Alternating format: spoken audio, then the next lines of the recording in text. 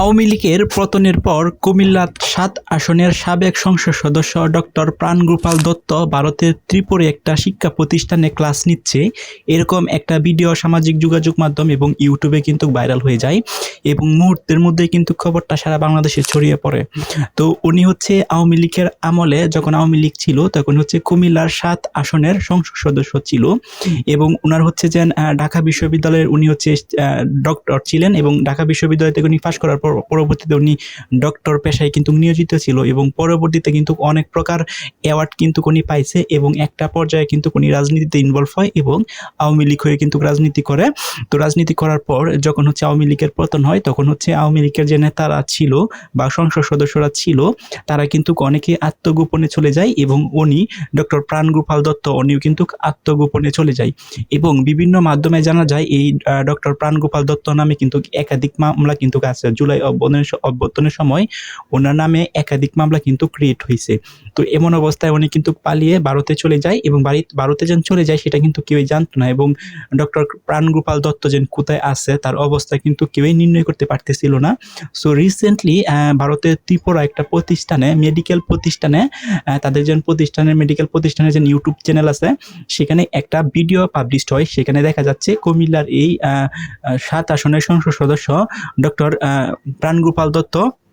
উনি হচ্ছে ক্লাস নিচ্ছে এবং ক্লাসটা দেন নিচ্ছে সেটা হচ্ছে আধুনিক স্মার্ট বোর্ড যেটা আছে, আধুনিক স্মার্ট বোর্ডের মধ্যে উনি ক্লাসটা নিচ্ছে এবং উনি যেন এখানে ক্লাস নিচ্ছে সেখানের এক কর্মকর্তার সাথে কথা বলে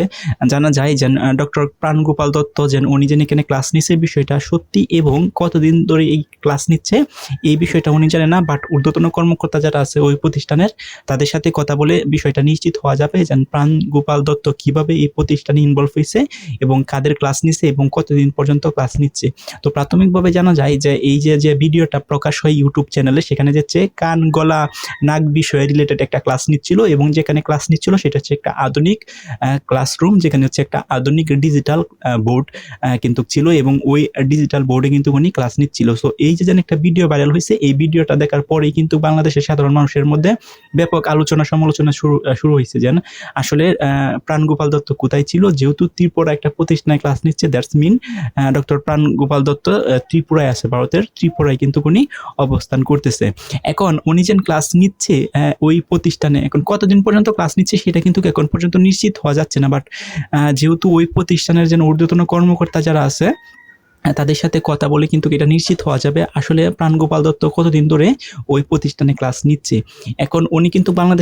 বাংলাদেশে যেহেতু ওনার নামে অনেক মামলা আছে, সো ওনার দিন বাংলাদেশে আবার ফিরে আসে তাহলে ডেফিনেটলি গ্রেপ্তার হবে। এখন বাংলাদেশ সরকার কিন্তু ওনার অবস্থান নিশ্চিত করতে সম্ভব হয়েছে যেহেতু ওনার যে